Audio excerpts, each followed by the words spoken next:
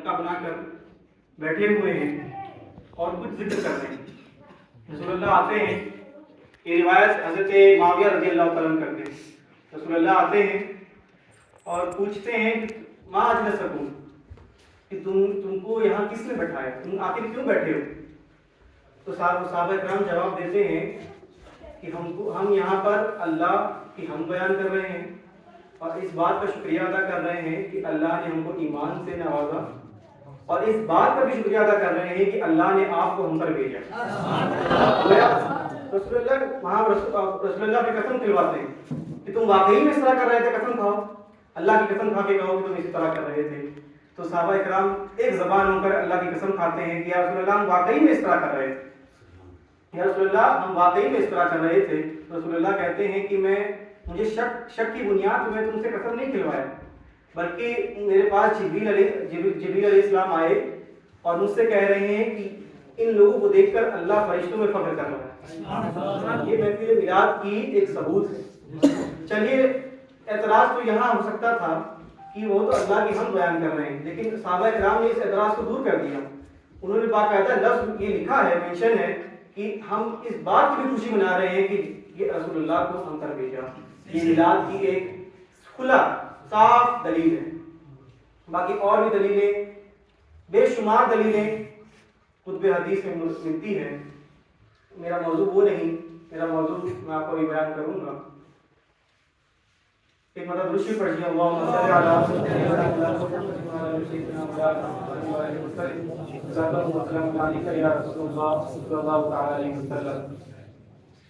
ایک بزرگ کہتے ہیں کہ رسول اللہ کی مدح, رسول اللہ کی تعریف کی آخری حد عجز ہے. ان کی تعریف انسان کوئی کر ہی نہیں سکتا. وہ تک ہار کے کہے گا لا یمکن الثناء کما کان حقہ وعدت خدا بزرگ تو ہی قصہ مختصر. رسول اللہ کی تعریف چاہے جتنی ہم کر لیں لیکن ان کی تعریف ان کا حق ادا نہیں کر سکتے.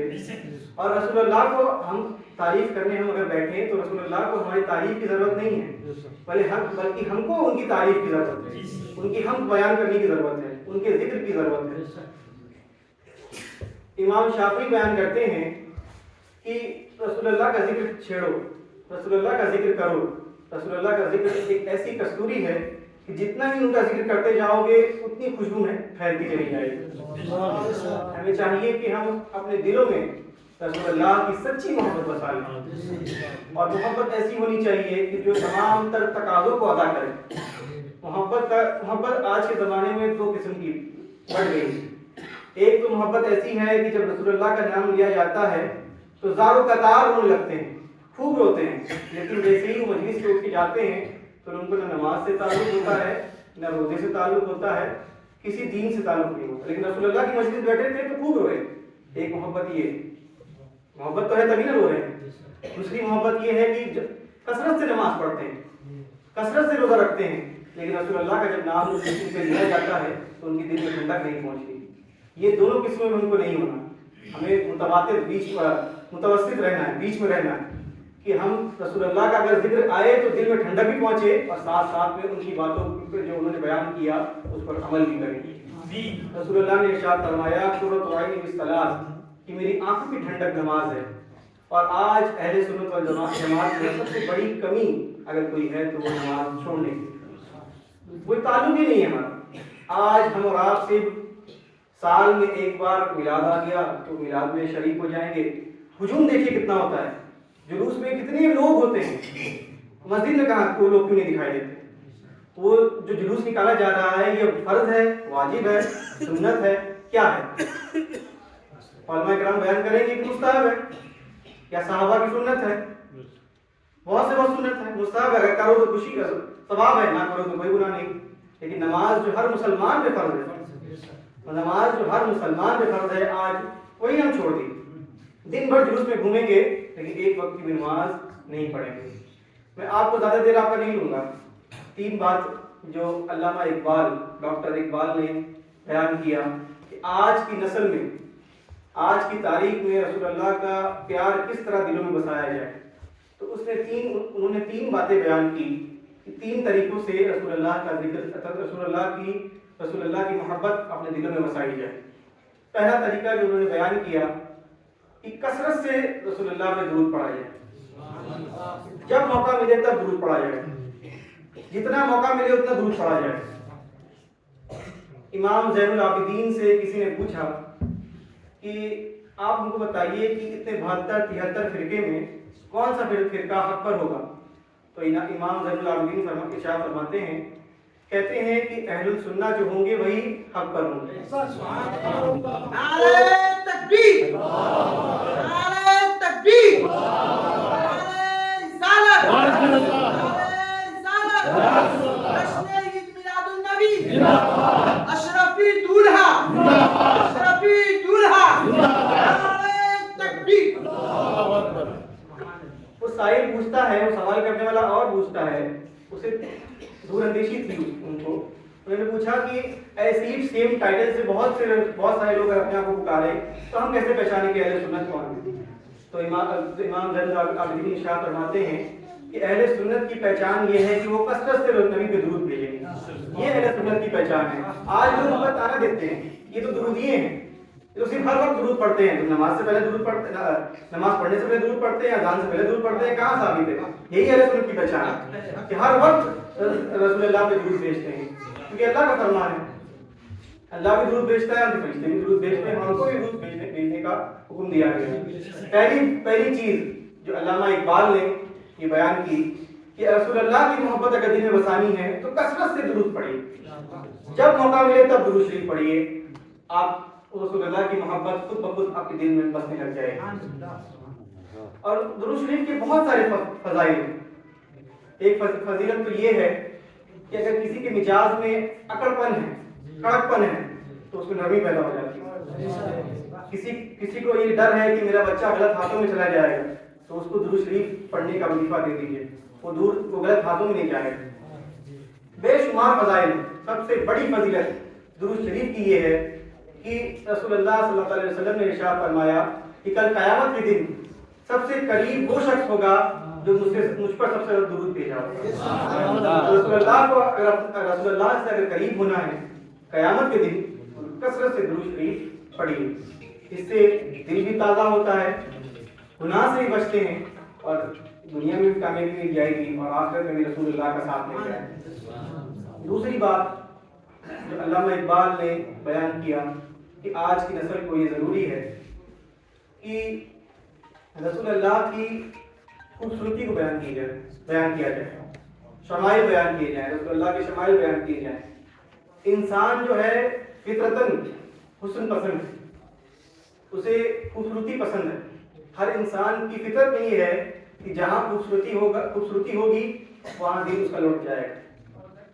پہاڑوں میں خوبصورتی دیکھے گا تو پہاڑ کی طرف جانے کا دل کرے گا، کسی عورت میں اگر خوبصورتی دیکھے گا تو اس عورت کی طرف جانے کا دل کرے گا، کوئی کتاب میں خوبصورتی دیکھے گا تو اس کی طرف جانے کا دل کرے گا۔ لیکن دنیا جب سے قائم ہوئی ہے تب سے لے کے تا قیامت تک اگر سب سے خوبصورت انسان کوئی دنیا میں تشریف لایا ہے تو میرے نبی صلی اللہ علیہ وسلم۔ میں واقعہ آپ کے سامنے بیان کر دوں۔ ایک دفعہ نبی کریم صلی اللہ علیہ وسلم مدینہ منورہ سے باہر تشریف لینے جاتے ہیں اور وہاں پر ایک قافلہ پڑاؤ کیا رہتا ہے۔ ان کے پاس ایک سرخ رنگ کا اونٹ رہتا ہے، لال براؤن ڈارک براؤنش کلر کا اونٹ رہتا ہے۔ وہ رسول اللہ کو خوب پسند آتا۔ رسول اللہ پوچھتے ہیں کہ کیا یہ اونٹ بیچتے ہو؟ تو انہیں بیچنا تھا کہ نہیں بیچنا تھا وہ نہیں معلوم، لیکن وہ کہتے ہیں کہ جی ہاں ہم بیچتے ہیں۔ رسول اللہ کہتے ہیں کہ میں یہ اونٹ لے کے جاتا ہوں، میں تو سیر کی نیت سے باہر نکلا تھا، پیسہ رقم لے کے نہیں آیا ہوں، میں یہ اونٹ لے کے جاتا ہوں، میرے اصحاب آپ کے پاس اس کی رقم لا کے دے دیں۔ رسول اللہ اونٹ لے کے مدینہ کی طرف چلے جاتے ہیں۔ رسول اللہ جا رہے ہوتے ہیں، لوگ رسول اللہ کو دیکھ رہے ہوتے ہیں۔ تھوڑی دیر کے بعد جب ان کو ستا ان پر ہٹتا ہے تو پوچھتے ہیں کہ کسی نے وہ شخص کو جانتا تھا، اتنا قیمتی اونٹ اس کے حوالے کر دیا۔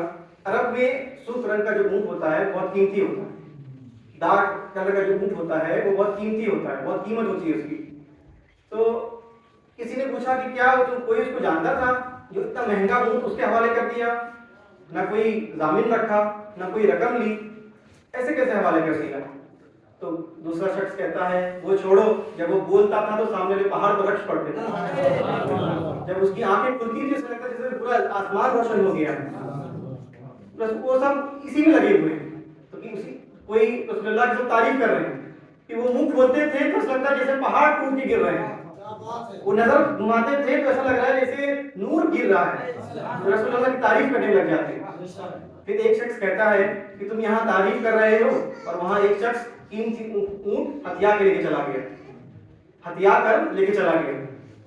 تو جو اس قبیلے کی رانی ہوتی ہے وہ کہتی ہے کہ خبردار, ایسے شخص کو بالکل ہتھیارہ نہ کہنا, چور نہ کہنا, اگر وہ رقم ادا نہ کرے تو میں اس کی رقم ادا کر دوں گی.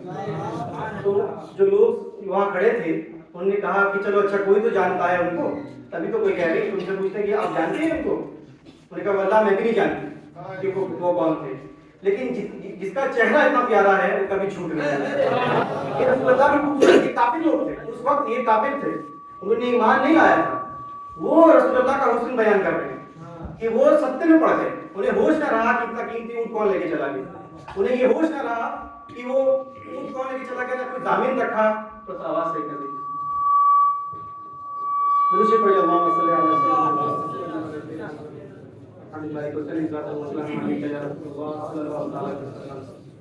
انہیں ہوش نہ رہا کہ اتنا قیمتی اونٹ انہیں دے دیا. اور جب تھوڑی دیر میں جب صحابہ کرام اس کی رقم لے کے آتے ہیں تو کہتے ہیں کہ یہ لو رقم اور ضیافت کے لیے کچھ کھجورے رکھ لو. وہ کہتے ہیں کہ رقم چھوڑیے, مجھے تو خود ان کی بارگاہ میں مرید ہونا ہے, مجھے تو خود ایمان لے آنا ہے. تمام قبیلے والے رسول اللہ کی بارگاہ میں ایمان لے آتے ہیں, صرف چہرہ دیکھ کر رسول اللہ کے ایمان لے آئے. تو انسان فطرتاً حسن پسند ہے, اسے خوبصورتی پسند ہوتی ہے, تو جہاں خوبصورتی ہوگی وہاں دل مائل ہوگا. تو اسی لیے دوسری بات جو علامہ اقبال نے بیان کی کہ رسول اللہ کی خوبصورتی کو بیان کرنا چاہیے.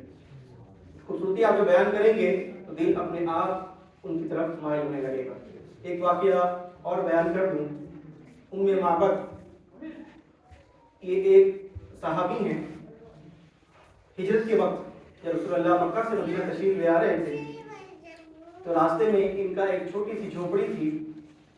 معبد اور ان کے چھوٹے بیٹے جھوپڑی میں بیٹھے ہوئے تھے. دیر میں رسول اللہ تشریف لاتے ہیں اور کہتے ہیں کہ کچھ کھانے پینے کے لیے ہے تو دو.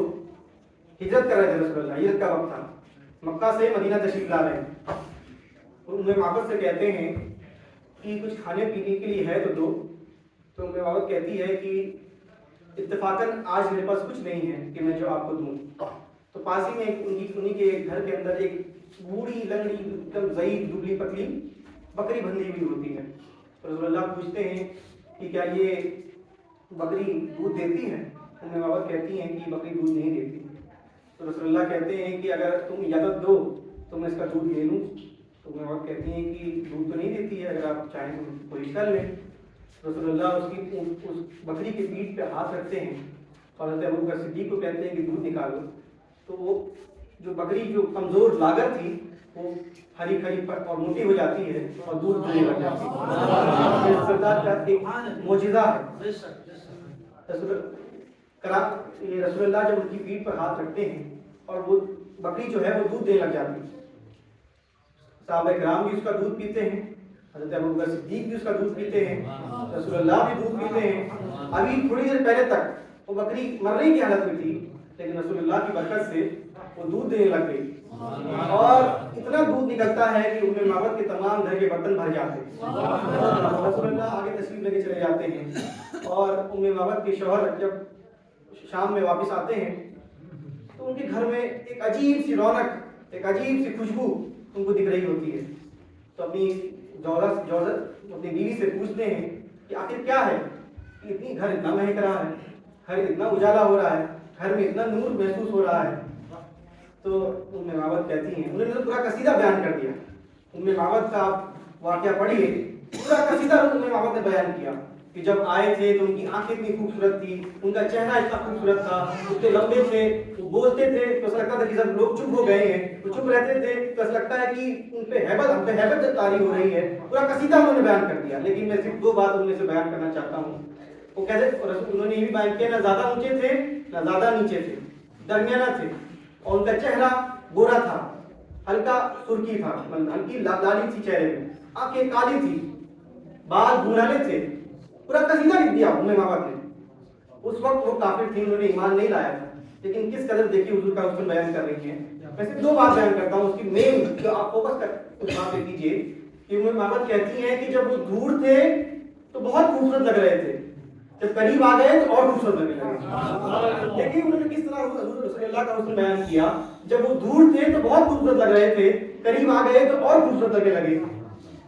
تھوڑی دیر کے بعد اس کے بعد پھر انہوں نے ان کا نام, رسول اللہ کا نام ام مابت کو نہیں معلوم تھا, انہوں نے ان کا نام رکھا مبارک. ان کو نام نہیں معلوم تھا, رسول اللہ آگے تشریف لے کے چلے گئے. ان لوگوں نے ان کا گھر میں نام رکھا کہ ایک مبارک آیا تھا اور اس کا چہرہ اتنا خوبصورت تھا. ان لوگوں نے پھر رسول اللہ کی تلاش میں لگ گئے اور دیکھنے لگے کہ یہ مبارک آخر رہتا کہاں ہے. تو ایک دفعہ ام مابت کے بیٹے مدینہ منورہ جاتے ہیں اور حضرت ابوبکر صدیق کو دیکھتے ہیں. حضرت ابوبکر صدیق کو دیکھتے ہیں اور خوش ہو جاتے ہیں, اپنے گھر آ کے کہتے ہیں کہ اے امی جان, میں نے انہی شخص کو دیکھ لیا جو اس خوبصورت آدمی کے ساتھ تھے, مبارک کے ساتھ جو شخص آئے تھے جو دودھ نکال رہے تھے, میں ان کو دیکھ لیا ہوں. تو رسول اللہ کی بارگاہ میں ام مابت آتی ہیں, ان کے شوہر آتے ہیں, ان کا بیٹا آتا ہے, سب ایمان سے مشرف ہو جاتے ہیں. مجھے بیان کرنے کا طریقہ نہیں معلوم, لیکن بات آپ سمجھنے کی کوشش کیجیے کہ کتنی خوبصورت بات, کتنا خوبصورت ان کا چہرہ ہوگا کہ صرف چہرہ دیکھ کر لوگ ایمان لے آ رہے ہیں. صرف چہرہ دیکھ کر پورا قصیدہ لکھ دے رہے ہیں. ابھی ایمان نہیں لائے تھے لیکن پورا قصیدہ لکھ لیے رسول اللہ کی شان میں. تو میں یہی کہنا چاہتا ہوں. دوسری بات, اب خود بھی رسول اللہ کے حسن کے بارے میں پڑھیے اور اپنی نسلوں کو بھی رسول اللہ کے حسن کے بارے میں بیان کیجیے, تو آٹومیٹک دل ان کی طرف مائل ہونے لگے گا. اور آخری بات, رسول اللہ کی سیرت بیان کیجیے, رسول اللہ کا اخلاق بیان کیجیے. زیادہ دیر نہیں, 5 منٹ اور آپ میں لوں گا, پھر بات اپنی ختم کر دوں گا. میں یہ کہنا چاہتا ہوں کہ تیسری بات جو ڈاکٹر علامہ اقبال نے جو کہا, تیسری بات, آج کی نسل میں اگر رسول اللہ کی محبت بٹھانی ہے تو یہ 3 بات, جو 2 بات میں بیان کر دیا, تیسری بات یہ ہے کہ رسول اللہ کی سیرت بیان کیجیے, رسول اللہ کے اخلاق, کیریکٹر, ان کا کیریکٹر کس طرح تھا, لوگوں سے بیہیویئر کس طرح تھا, لوگوں سے دل نیم کس طرح تھا, وہ بیان کیجیے. 2 بات اس میں سے بھی آپ کو ایک واقعہ بیان کر دوں کہ رسول اللہ صلی اللہ علیہ وسلم کی مجلس لگی ہوئی ہے, صحابہ اکرام بیٹھے ہوئے ہیں. اتنی دیر میں ایک صحابی آتے ہیں اور رسول اللہ سے کہتے ہیں کہ یا رسول اللہ 3 دن سے میرا بیٹا نہیں مل رہا, 3 دن سے میں بہت پریشان ہوں, میرا بیٹا مجھ سے گم ہے, آپ دعا کر دیجئے کہ میرا بیٹا مجھے مل جائے. تو صحابہ کرام جو بیٹھے ہوئے تھے وہ کہتے ہیں کہ فلاں باغ میں, اس صحابی سے کہتے ہیں کہ فلاں باغ میں نے تیرے بیٹے کو ابھی تھوڑی دیر پہلے کھیلتا ہوا دیکھا ہے. تو وہ صحابی جانے لگتے ہیں, تھوڑا توجہ کیجیے گا, وہ صحابی جانے لگتے ہیں واپس. تو رسول اللہ ان کو روکتے ہیں, وہ پوچھتے ہیں کہ بڑی جلدی ہے. جی حضور, وہ 3 دن سے بیٹے سے ملاقات نہیں ہوئی, کھانا پینا صحیح سے نہیں کھایا, بہت پریشان ہوں. ہاں جاؤ, بالکل جاؤ, میں تم کو روک نہیں رہا, لیکن وہاں جانا تو اپنے بیٹے کو بیٹا کہہ کے مت پکارنا, بلکہ اس کے نام سے پکارنا. تو وہ صحابی پریشان ہو جاتے ہیں کہ آخر بیٹا تو میرا ہی ہے, میں اپنے بیٹے کو اے بیٹے ایسے کر کے کیوں نہ پکاروں. تو رسول اللہ جواب دیتے ہیں, کہتے ہیں کہ جس گراؤنڈ میں وہ کھیل رہا ہوگا, ہو سکتا ہے اس بچوں کے ساتھ میں, جن بچوں کے ساتھ وہ کھیل رہا ہوگا, ہو سکتا ہے اس بچوں کے ساتھ میں کوئی یتیم ہو, اور جب تو اپنے بیٹے کو بیٹا کہہ کے پکارے گا کہ اے بیٹے آ جا, تو اس کے دل میں بھی ہو سکتا ہے ایک چھری چلے کہ کاش میرا بھی کوئی باپ ہوتا تو آج مجھے اس طرح پکارتا, کاش میرا بھی کوئی باپ ہوتا آج مجھے بھی اتنی پیار سے پکارتا. یہ رسول اللہ ادب سکھا رہے ہیں ہمیں کسی اور کے دل کا کتنا خیال رکھنا ہے. ایک چھوٹا بچہ ہے, ابھی شریعت بھی اس میں مکلف نہیں ہوا, لیکن پھر بھی دیکھیے کتنا لحاظ رکھنا ہے, چھوٹے چھوٹے بچوں کو کتنا لحاظ رکھنا ہے. کتنا کہا کہ اپنے بیٹے کو بیٹا پہ کہیں کہ نہ پکارنا, بلکہ اس کے نام سے پکارنا. جو اس کا نام ہوگا, اے زید, مان لیجیے زید نام ہوگا, اے زید آ جاؤ, بیٹا کہہ کے بیٹا نہ پکارنا. رسول اللہ ادب سکھا رہے ہیں, یہ رسول اللہ کا اخلاق ہے, یہ اسلام کا اخلاق ہے, اور یہی اخلاق ہمیں اپنانے کی ضرورت ہے. آج میں یہ گارنٹی سے کہتا ہوں, آپ لکھ لیجئے, دعوے سے کہتا ہوں کہ اگر سارا مسلمان یہ اخلاق کو اپنا لیں تو مسلمان کو کوئی نہیں ہرا سکتا. سارے لوگ تکبیر، نعرہ تکبیر، نعرہ رسالت، جشن میلاد النبی، سرکار کی آمد، سرکار کی آمد، دلدار کی آمد، اشرفی دولہا، نعرہ تکبیر. اللهم صل على سيدنا محمد وعلى ال سيدنا محمد صلی اللہ تعالی علیہ وسلم. ایک کافر کہتا ہے کہ مسلمان بہت کمزور ہے. آج کی تاریخ میں مسلمان سب سے کمزور جماعت. وہ کہتا ہے کہ اگر مسلمان اصلی مسلمان کو اگر دیکھنا ہے تو فجر میں مسجد میں جا کے دیکھ لینا. جتنے مقتدی وہاں کھڑے ہوں گے وہی اصلی مسلمان ہوں گے. اور جس دن وہی کافر یہ بھی لکھتا ہے ساتھ ساتھ میں کہ جس دن جمعہ میں عید میں جو مسلمان مسجد میں جمع ہوتے ہیں اسی طرح اگر فجر میں جمع ہونے لگ جائیں تو ان سے لڑنا نہیں, اپنی پگڑی اتار کے بھی قدموں میں رکھ دینا, ان سے کوئی جیت ہی نہیں سکتا. اگر یہ اخلاق اگر ہم اپنا لیں تو آج بھی دور نہیں کہ ہم کو ہر جگہ فتح یابی مل جائے.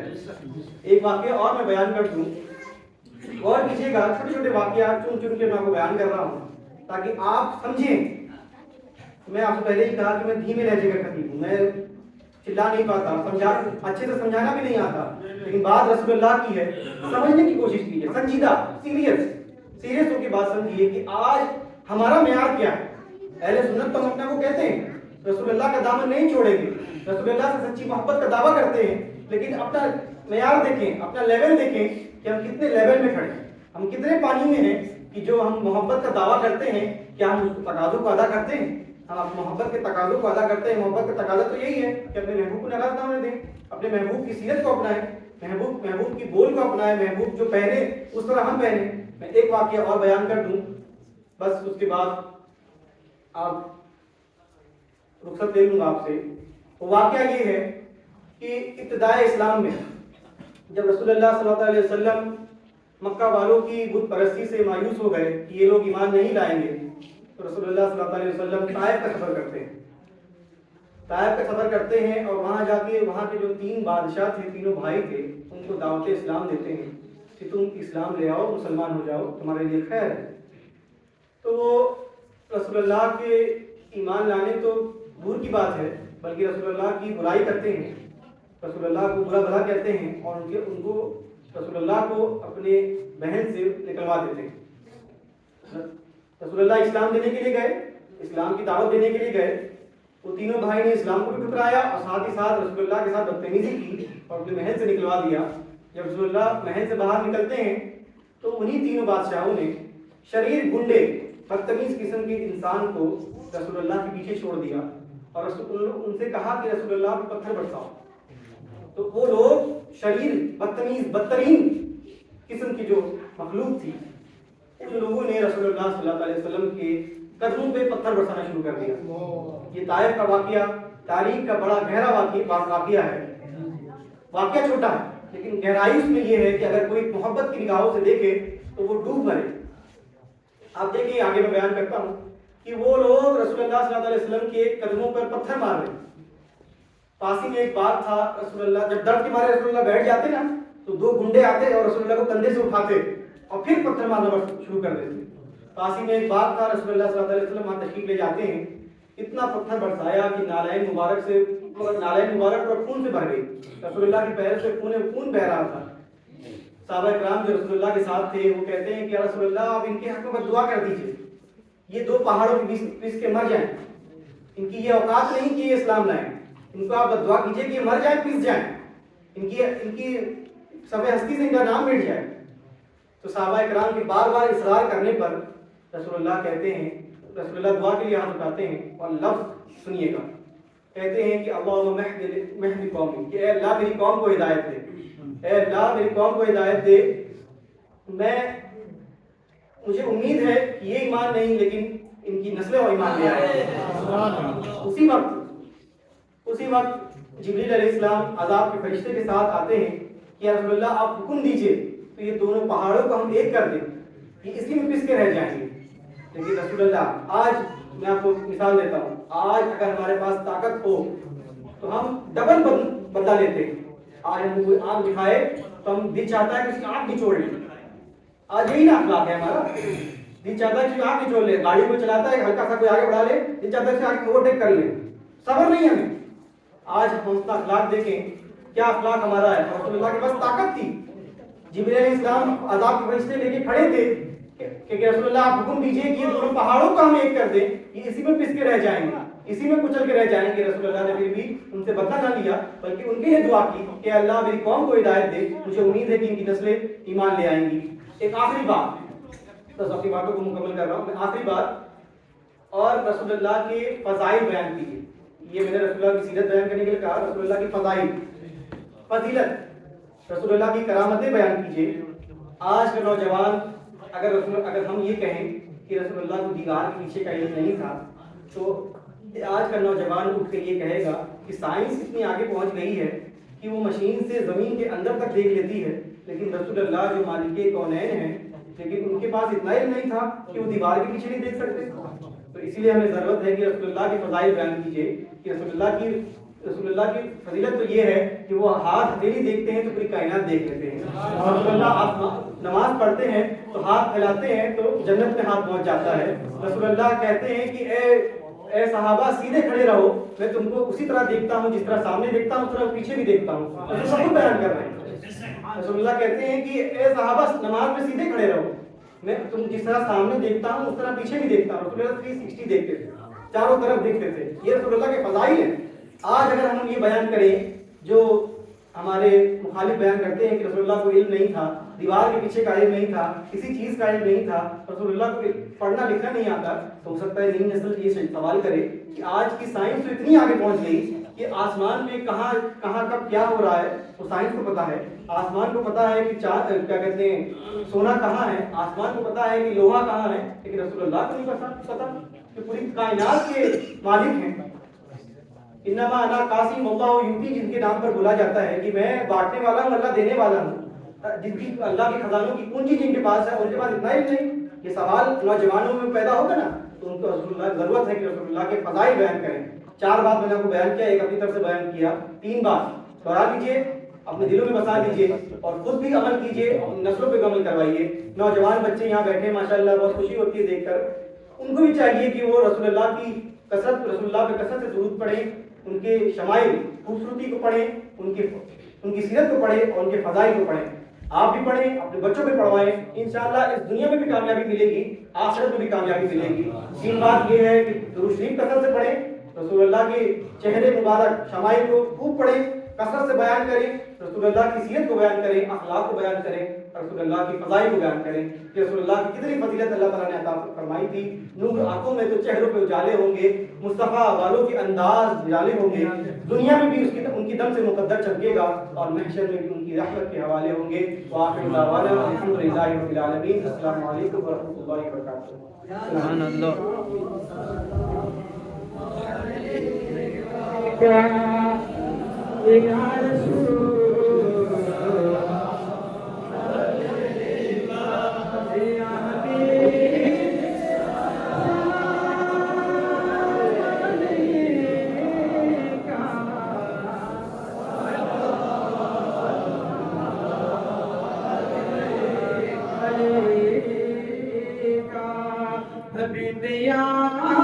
رسول اللہ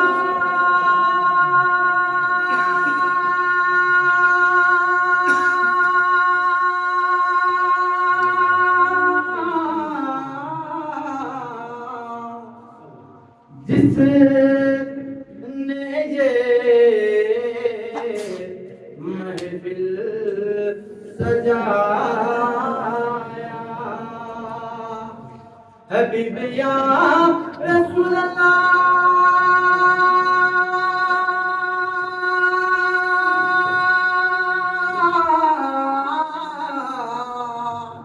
جس نے یہ محفل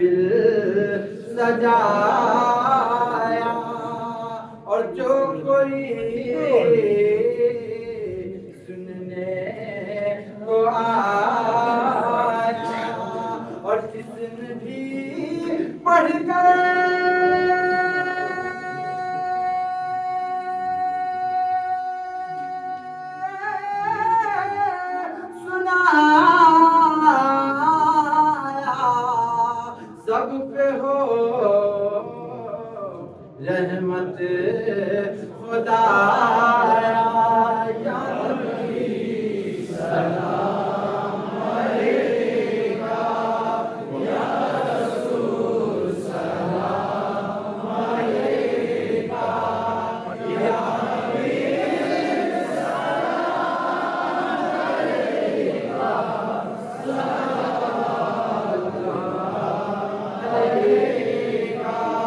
حبیب یا رسول اللہ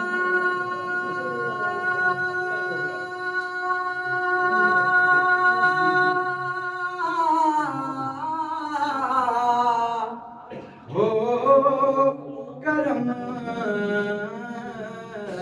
محبوب بداور سیدی احمد رضا پر قبر کو کر دے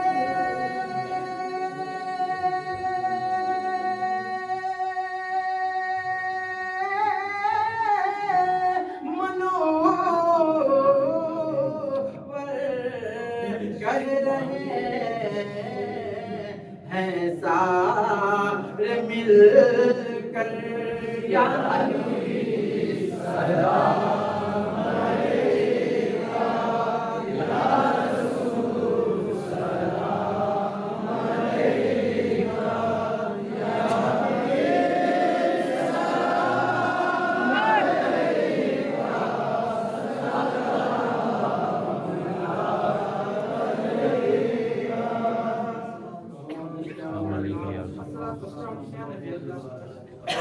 سلام علیکہ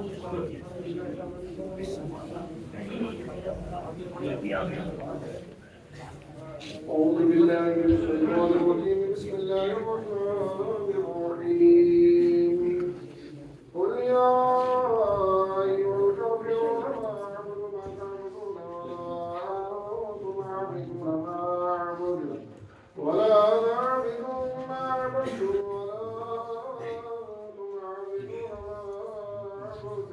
لكم دينكم ولي دين بسم الله الرحمن الرحيم قل هو الله أحد الله الصمد لم يلد ولم يولد ولم يكن له كفوا أحد بسم الله الرحمن الرحيم قل هو الله أحد الله الصمد لم يلد ولم يولد ولم يكن له كفوا أحد بسم الله الرحمن الرحيم قل هو الله أحد الله الصمد لم يلد ولم يولد ولم يكن له كفوا أحد بسم الله الرحمن الرحيم قل أعوذ برب الفلق من شر ما خلق ومن شر غاسق إذا وقب ومن شر النفاثات في العقد ومن شر حاسد إذا حسد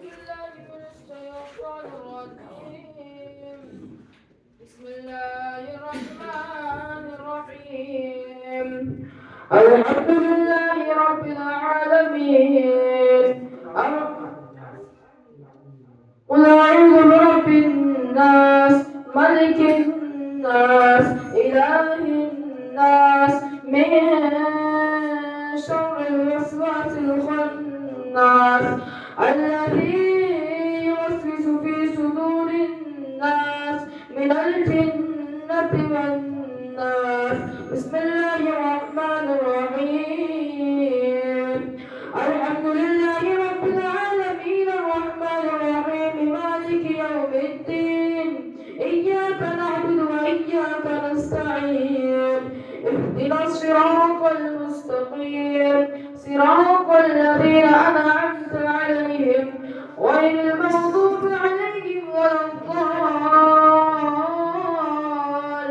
الضالين من الشيطان الرجيم بسم الله الرحمن الرحيم ألف لام ميم ذلك الكتاب لا ريب فيه هدى للمتقين الذين يؤمنون بالغيب ويقيمون الصلاة ومما رزقناهم ينفقون والذين يؤمنون بما أنزل إليك وما أنزل من قبلك وبالآخرة هم يوقنون أولئك على هدى من ربهم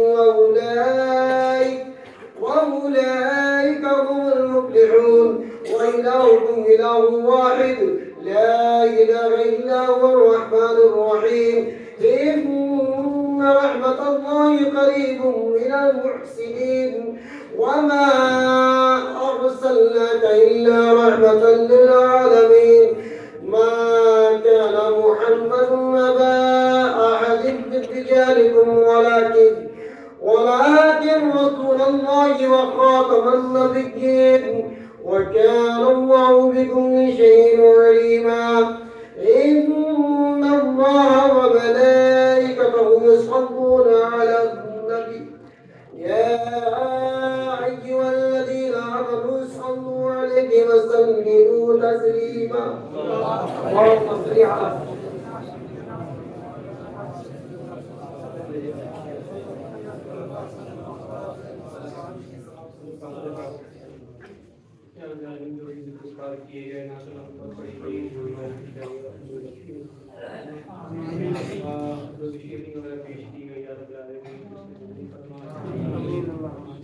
اس کا ثواب میرے آقا صلی اللہ تعالی علیہ وسلم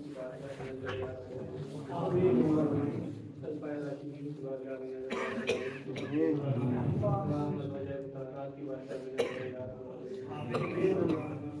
تمام سادہ اکرام کی بات یا رب العالمین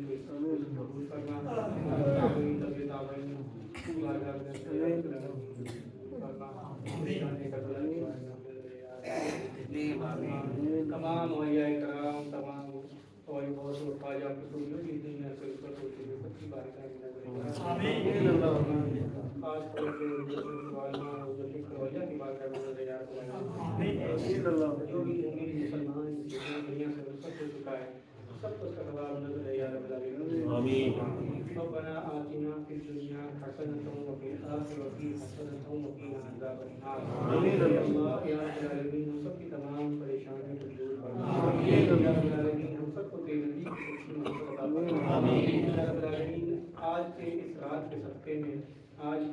کے صدقے میں یا رب العالمین ہم سب کے دل کو منور فرما آمین یا رب العالمین تیرے نبی کے نور سے منور فرما آمین یا رب العالمین تیرے نبی کی محبت عطا فرما آمین یا رب العالمین آج کی رات کے صدقے میں تیرے نبی کی سچی محبت عطا فرما آمین کی محبت ہے اس کو عطا فرما آمین یا رب العالمین کریم کرم سب کرنے فرما آمین جیسی پریشانی ہے اس پریشانی کو فرما آمین یا رب العالمین جو علم حاصل کر رہے ہیں علم حاصل عطا فرما آمین یا رب العالمین جو کاروبار کر رہے ہیں کہ کاروبار میں خوب ترقی عطا فرما آمین یا رب العالمین آج کے اس رات کے صدقے میں یا رب العالمین کے رشتے نہیں آ رہے ہیں نیک رشتے عطا فرما آمین یا رب العالمین جو کہیں پریشان ہیں مسلمان کی حیثیت سے پریشان کیا جا رہا ہے پریشانی کو دور فرما یا رب العالمین تیری دین کے مسلمانوں کی جان و مال کی مسلمانوں کو سب عطا فرما طاقت عطا فرما یا رب العالمین کو عزت عطا فرما مسلمان جہاں پریشان ہو رہے ہیں یا رب العالمین سب کی پریشانی کو دور فرما جو ظالم ہیں ان کے ظلم کو نہیں کر بٹا دے جہاں مسلمان کے ظلم ہو رہا ہے یا رب العالمین ظلم کو انہیں ظالم کی طرف بٹا دے یا رب العالمین فرما رحیم فرما سب کو نماز پڑھنے کی توفیق عطا فرما یا رب العالمین کو باجماعت نماز پڑھنے کی توفیق عطا فرما اور ان کو ہر برائیوں سے بچا یا رب العالمین برے کاموں سے بچا آج کے ہر فطرے سے بچا یا رب العالمین جو بھی فتنے آج تاریخ میں پھیلے ہوئے ہیں یا رب العالمین ہر فتنے سے بچا ہم سب کو ہمارے عقیدوں کو درست اور آخرت میں مرنے سے پہلے کلمہ پڑھنے کی توفیق عطا فرما یا رب العالمین سے مرنے کے بعد رسول اللہ صلی اللہ علیہ وسلم کا پسند عطا فرما یا رب العالمین سب کو اپنے حبیب کا صدقہ عطا فرما یا رب العالمین تیرے دیے ہوئے اس پر راضی رہنے کی توفیق عطا فرما یا رب العالمین تیری ہر دی ہوئی چیز پر راضی رہنے کی توفیق یا رب العالمین ہر دل کی بے چینی کو دور فرما دے جیسے ایسی بے چینی کو دور فرما ہم سب کو دین پر چلنے کی توفیق عطا فرما اس دنیا میں بھی کامیابی عطا فرما یا اللہ آخرت میں بھی کامیابی عطا فرما انہوں نے مجھ سے دعا کے لیے کہا ہے کہ تمام دعائیں جائز تمنائیں پوری فرما تمام پریشانی کو دور فرما اور اہل سنت والجماعت پر قائم رہنے کی یا رب العالمین ہم سب کو سچی محبت عطا فرما دے دنیا میں بھی کامیابی عطا فرما دے کامیابی عطا فرما دے آمین امتحان کی کامیابی عطا فرما دے اس سے کیا مانگے یا رب العالمین سب کی آرزو جانتا ہے سب کی ضرورت جانتا ہے یا رب العالمین سب کو ضرورتوں کے حساب سے نواز دے ضرورتوں کے حساب سے نواز دے جائز خواہشوں کے حساب سے نواز دے یا رب العالمین کریم کرم فرما رحم فرما ربنا تقبل منا انك انت السميع العليم وتب علينا انك انت التواب الرحيم ربنا آتنا في الدنيا حسنة وفي الآخرة حسنة وقنا عذاب النار الله وملائكته يصلون على النبي يا أيها الذين آمنوا صلوا عليه وسلموا تسليما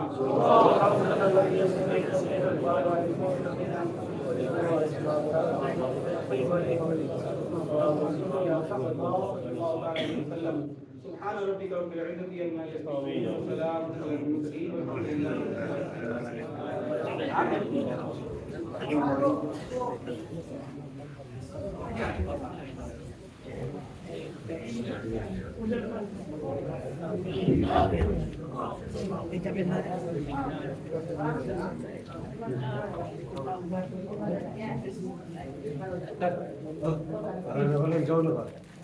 ধন্যবাদ বেল বাড়ায়